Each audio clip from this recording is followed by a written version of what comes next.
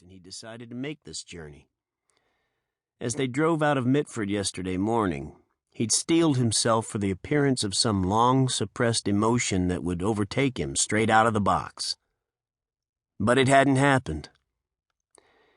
It might have assailed him last night in the motel room more than 500 miles from his wife, as he crawled, unwilling, beneath a blanket reeking of stale tobacco smoke.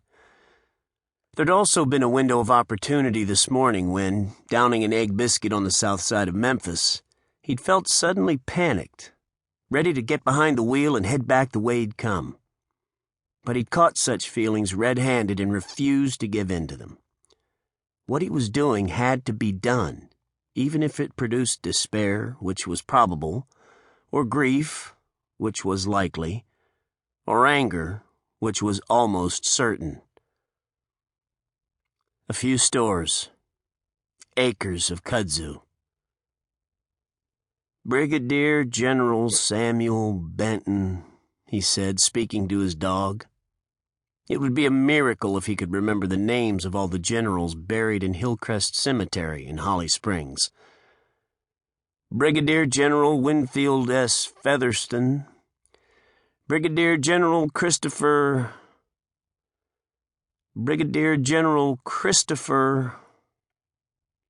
Zero.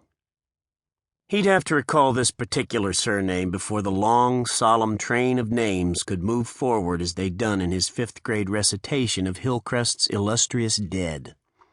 The recitation had won 5 gold stars, and to his amazement, the momentary deference of his father. He didn't recognize this road, which was a modern translation of the old 78, but then after an absence of 38 years and 4 months, he hadn't expected to recognize this or any other road leading into his hometown. He touched his shirt pocket, making certain he'd remembered to bring his cell phone, and heard the sharp crackle of the envelope stuffed behind the phone. Finding the envelope in the mailbox a couple of weeks ago had literally knocked the wind out of him, like a punch in the solar plexus. He showed it to Cynthia, along with the lined sheet of paper it contained. She who loves a mystery studied them both. She did that odd thing with her mouth that she often did when thinking, then leaned her head to one side as if listening to some inner informant. "The handwriting appears to come from another era," she said, giving her final verdict on the 2-word epistle. "It seems somehow genteel." Genteel. He had always credited his wife with knowing stuff that others, himself included, couldn't know. For a couple of days they attempted reasonable conclusions, finally deciding there were no reasonable conclusions. Ultimately, the whole thing veered down a bank into the bushes. "It's from Peggy Kramer," Cynthia said, "your old girlfriend with the turquoise convertible. Perhaps her poor husband has croaked and she'd like to see you again. Or it's from Jessica Rainey, the one who adored you when you raised rabbits. She never married, and because signing up with eHarmony requires a computer, which she doesn't have and never will, she sent this note." "You're nuts. You told me you kept her card in your sock drawer until you went away to college." He sometimes regretted his nauseating habit of telling his wife everything. "And here's another distinct possibility. More fodder from the deep wells of unconscious celebration. It could have come from your first movie date.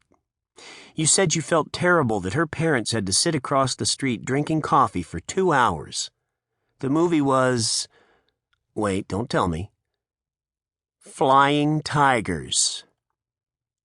He was amazed, and oddly pleased, that she remembered such hogwash.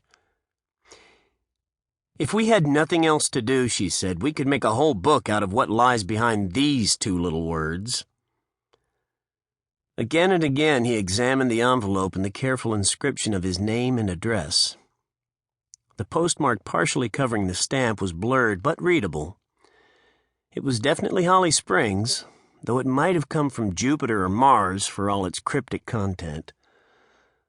He compared the handwriting of the note with that on the envelope.